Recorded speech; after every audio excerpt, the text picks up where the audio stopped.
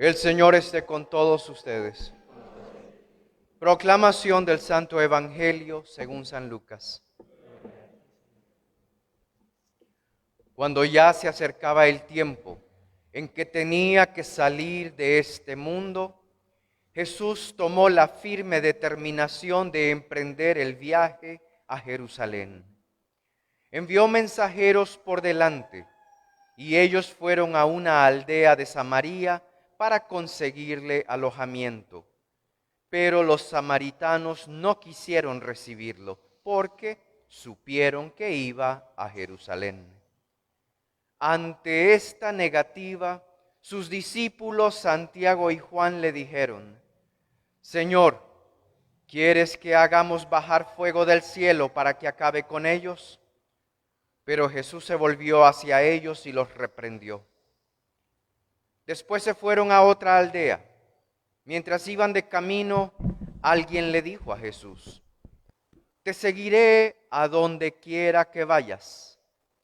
Jesús le respondió: Las zorras tienen madrigueras y los pájaros nidos, pero el Hijo del Hombre no tiene en dónde reclinar la cabeza. A otro Jesús le dijo: Sígueme. Pero él le respondió: Señor, déjame ir primero a enterrar a mi padre. Jesús le replicó: Deja que los muertos entierren a sus muertos.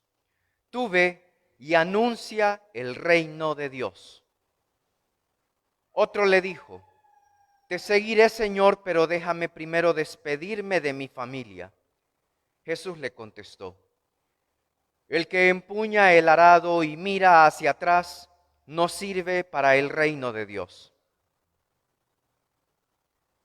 Palabra del Señor. Gloria a ti, Señor Jesús.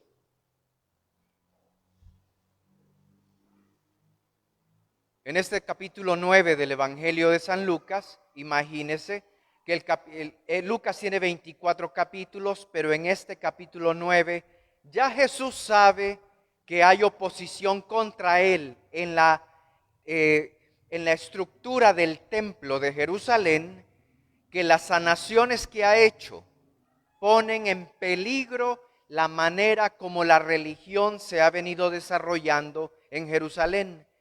La misericordia que ha tenido Jesús con leprosos, con viudas, con personas que necesitaban apoyo, un abrazo, personas que necesitaban tocar el manto de Jesús. Todos se han sanado. Personas que necesitaban escuchar la buena nueva y la han escuchado, lo que no escuchaban en el templo. Pues ese ha sido entonces un reto muy grande para aquellos del templo, porque se sienten amenazados por una predicación que no es de leyes, sino de palabra de Dios, de obras siguiendo esa palabra. Lo que se dice, se hace. Cuando dice el texto que Jesús supo que llegaba el tiempo, que tenía que salir de este mundo, lo que está diciendo Lucas es: esto no va a ser fácil para mí. Esto va a haber una oposición terrible contra mí. Esto no va a terminar bien. Jesús tomó, dice la lectura en 9, versículo 51, tomó la firme determinación. En el texto en griego dice: puso la cara hacia Jerusalén. No le esconde la cara, sino que se pone de frente mirándola.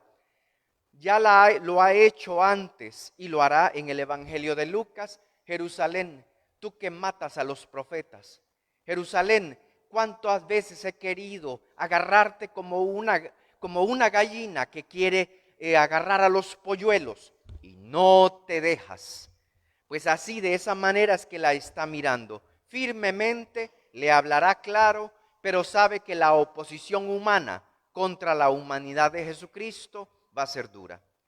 Pero le está diciendo en ese momento de ponerle la cara: no te tengo miedo. No le tengo miedo al rechazo por haber hecho el bien. No le tengo miedo al rechazo por haber dicho la verdad. No le tengo miedo al rechazo por haber amado hasta el extremo. No le tengo miedo a haber sanado a un leproso y haberlo tocado. No tengo miedo de nuevo por todas las sanaciones que se han hecho. Tomó firme determinación de emprender el viaje. Envió mensajeros delante de ellos y fueron a una aldea de Samaria para conseguirle alojamiento. El texto dice que los samaritanos, cuando se dieron cuenta que iba para Jerusalén, como ellos pelean en dónde está el lugar santo, los samaritanos no lo dejaron alojarse en esa aldea. Sale Santiago y Juan, dos discípulos de los 12. Lo han seguido ya por 10 capítulos. Han visto las sanaciones, han visto la misericordia que él ha tenido con la gente.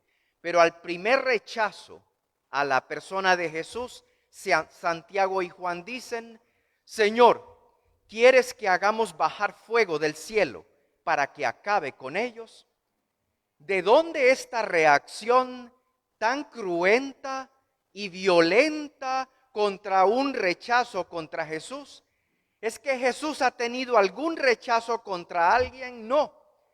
Esto es un espejo del profeta Elías en el Antiguo Testamento, el cual mandó fuego a bajar a la tierra y bajó.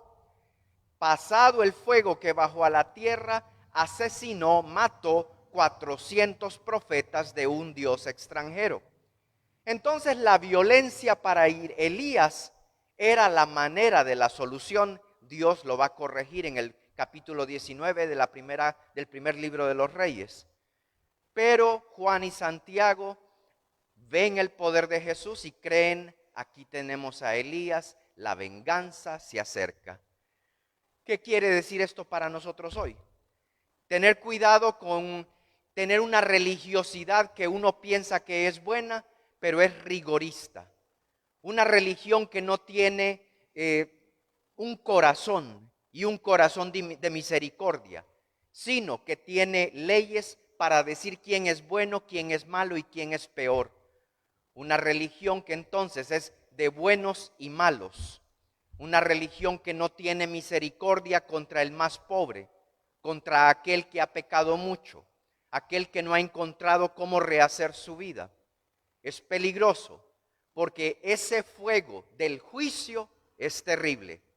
Y Jesús, dice el texto, los reprendió. Pero hay que ir al texto en griego, epimesen, se dice en griego. Dice Jesús, o dice el texto en griego, epimesen, que quiere decir: los exorcizó. Les dijo: fuera de ustedes ese espíritu de violencia. Eso no cabe detrás del que sigue al Señor. Es que no se lo merecen y nosotros lo decimos en la Eucaristía.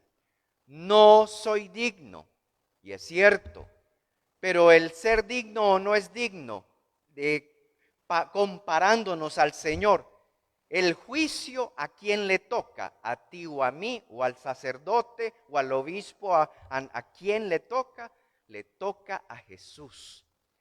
Por eso no soy digno, pero una palabra tuya, ustedes conocen el resto. Y eso es lo que uno tiene que decirse. No quiere decir un laxismo. Entonces peco y sé que esa palabra me sanará. Repito lo que repito siempre. Jeremías capítulo 2, es complicado leérselo, pero Jeremías da implícitamente una idea. Y es: el pecado es el castigo que tú recibes por lo que has hecho. No es Dios el que viene a castigarte. No hay nadie que viene a castigarte por algo malo que has hecho. Tú vas a ver las consecuencias en el mismo pecado, porque el pecado te destruye, el pecado te hiere, el pecado te marca. Y entonces uno, ¿qué peor puede pensar? Si has quedado herido por bastante tiempo, peor castigo que ese no hay. Dios no quiere la destrucción del pecador, sino que se convierta y que viva, dice el texto. Así que eso es lo que quiere Jesús, pero está diciéndole a Santiago y a Juan: ese rigorismo en medio de ustedes, cuando Jesús ha tenido misericordia infinita con ustedes, por favor, muestren misericordia infinita con los demás, conviértanse, arreglen su vida comenzando por los Santiagos y Juanes que estamos aquí. Segundo, se fueron a una aldea y entonces mientras iba de camino alguien le dijo a Jesús sin que Jesús preguntara: te seguiré a donde quiera que vayas. Jesús le respondió: las zorras tienen madrigueras y los pájaros nidos, pero el Hijo del Hombre no tiene en dónde reclinar la cabeza. ¿Eso qué quiere decir para nosotros? De acuerdo a la teología de Lucas. Quiere decir, la iglesia no es una madriguera para nadie. La iglesia no es un búnker donde usted y yo nos vamos a proteger teniendo la seguridad de algo. Es así como bastantes ladrones se han metido a la iglesia. Y no solamente hablo de la institución, sino de la iglesia que es usted y que soy yo. Es así que se han metido abusadores dentro de la iglesia. Y en el nombre del Padre y del Hijo y del Espíritu Santo, asimismo han abusado personas sin misericordia. Entonces lo que Jesús está diciendo, la iglesia no es cueva de ladrones. El grupo que sigue a Jesús no es madriguera. Entonces, va a decir, hasta las zorras tienen madriguera. Las zorras son aquellas que en la mentalidad bíblica se comen las uvas, no cuando están maduras, sino cuando están verdes, arruinando la cosecha. No arruines tu vida, le está diciendo. Tú tienes que hacer tu vida, pero encontrar aquello en lo que necesitas transformarte, sacrificarte, en lugar de estar buscando un lugar aislado donde nadie te llame al orden. A otro le dijo: sígueme. Él le respondió: Señor, déjame primero ir a enterrar a mi padre. Jesús le dijo: deja que los muertos entierren a sus muertos. Tú ve y anuncia el reino de Dios. Muchos dicen: esto es cruel, que deje al padre sin enterrar. No, esto del padre es que un funeral en Israel dura al menos 1 año y medio. Entonces, el darle largas a algo es importante. ¿Por qué? Lo que quiere Lucas aquí es decirle a los oyentes: mira, la sociedad se vuelve tu padre y tú sigues las reglas de la sociedad. Nuestros adolescentes no se parecen a los papás. Son la generación TikTok que se parecen a todos los de TikTok, igualitos todos, mismos movimientos, mismo todo. Pero siga por YouTube, siga por todos, por Snapchat, lo que sea, y hay una pérdida de personalidad, pero todo el mundo quiere pertenecer a ese grupo. Por eso, ven conmigo. No, pero es que voy a esperar a que este padre, esa sociedad que me está dando un valor agregado pongámoslo, en las redes sociales, en un banco, con mi dinero, con lo que estoy haciendo. Esperemos que eso se muera. El problema es que la sociedad, y eso es como en la Edad Media se reflexionó mucho, la sociedad es un papá, pero de la muerte. Porque la sociedad te mata y una vez que tú mueres en la sociedad no te ponen atención. Nuestro Señor es el que levanta la sociedad, la que le quita la dignidad a las personas, se ríe de ellos, los destruye hasta acabarlos. No así con el Señor. Por eso es que el Señor llama a este hombre. Le está diciendo: sal de esa opresión invisible en la que vives. Toma a cargo tu vida.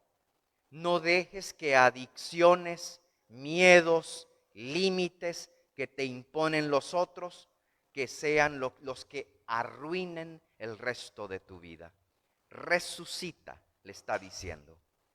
El tercero: te seguiré, Señor, pero déjame primero despedirme de mi familia. Jesús le contestó: el que empuña el arado y mira hacia atrás no sirve para el reino de Dios. ¿Qué quiere decir esto? No es rechazar al papá y a la mamá. Deja primero irme a despedir de mi papá, de mi familia. Mire que Eliseo en la primera lectura se despidió de sus padres. No es pecado despedirse. Pero lo que Eliseo hizo es romper el arado, sacrificar los bueyes para decir, no hay oportunidad de regreso. Me voy, te sigo y no hay manera de que yo me vuelva a acordar que tenía bueyes o que tenía el arado. Por eso Jesús dice, el que empuña el arado y mira hacia atrás no sirve para el reino. ¿Qué está diciendo? La persona que siempre vive recordando el pasado pensando que ayer fue mejor, que solamente porque ayer teníamos ciertas oportunidades, o si volviéramos a hacer esto, si la iglesia hiciera esto que se hizo hace 50 años, sí, pero la iglesia no está en la sociedad de hace 50 años. El Señor te puso en este tiempo para el hoy, no para el ayer. No te puso a repetir cosas del pasado que no funcionaron allá. ¿Dónde se ve esto? Cuando decimos, mañana comienzo la dieta. Mañana es el último trago que me tomo. Mañana llamo a mi amigo a quien ofendí, a mi hermano a quien ofendí y le voy a pedir perdón. El mañana no llega así. Por eso es en pensamientos románticos del pasado, sí, mañana lo hago. Yo aquí lo tengo, está en el primer número de la lista. No, aquí se hace. Por eso ese arado, cuando se está agarrando uno del pasado, del sí, mañana, el arado se dobla. Tu familia se dobla porque el esposo, la esposa, los hijos, nosotros como seres humanos, todos, aquí estamos incluidos todos. Empezamos a distraernos y en lugar de ir para adelante, comenzamos a volvernos para atrás pensando que el ayer fue mejor, solamente para descubrir que fue el ayer el que nos frustró y que hay que sanar eso para poder asumir el hoy aquí. Sí, pero es que hoy estoy enfermo, hoy estoy en esto, hoy tengo problemas económicos, familiares. El ayer te preparó para este día. Hay que asumir entonces todo junto. Para algo te ha entrenado el Señor, aunque no te hayas dado cuenta, pero tienes que comenzar a ponerlo todo junto y decirle, ilumíname, Señor, para tener una respuesta en lugar de salir corriendo a lugares solamente a protegerme que sé que no valen la pena. Quiere decir que el Evangelio, y Lucas por eso lo pone en medio justamente de su Evangelio, para decir el Evangelio no es chiste, el Evangelio no es magia, el Evangelio no es traerle una lista al Señor y dice, la quiero lista para esta noche. No, Señor, heme aquí. ¿Qué dijo María en el capítulo 1 del versículo 26 en adelante? Habla. Sí. Aquí estoy, Señor, que se haga en mí según tu palabra. ¿Qué dijo Zacarías en el capítulo 1 del versículo 5 al versículo 25? No le creyó la palabra a Dios. ¿Qué le pasó a Zacarías, que era sacerdote? Se quedó mudo. Son dos situaciones al principio del Evangelio de San Lucas para decirnos, o te vives la vida mudo, te vives la vida en miedo, te vives la vida frustrado, o como María abres tu oído y te dejas inspirar día tras día. Tienes que vivir en el mundo, tienes que vivir en TikTok, tienes que vivir en YouTube, tienes que hacer tus reportes, tienes que pagar tus impuestos, comprarte un carro, pagar tu casa. Sí, pero que tu corazón no esté allí. El banco no tiene posesión de tu corazón, sino de lo que debes. Pero la manera como tú vives, que haya la conexión con Él. Por eso Jesús nos dejó la última cena diciendo, al final del día puedes estar seco, pero he aquí está mi cuerpo, para que cuando tu cuerpo ya no aguante, toma y cómetelo. No le está diciendo, si te da ganas, toma y cómetelo. Es una orden. Necesitas de esto más de lo que tú te imaginas. Y es la única manera que en medio de este mundo tendrás un lente que te hará ver aquello que tiene esperanza. Por eso Lucas lo trae, la iglesia lo pone sin miedo en este 13º domingo del tiempo ordinario, pero nos está diciendo, tu vida es seria, el reto del Evangelio es serio, Los obstáculos y los problemas que encontraremos en la sociedad son serias también.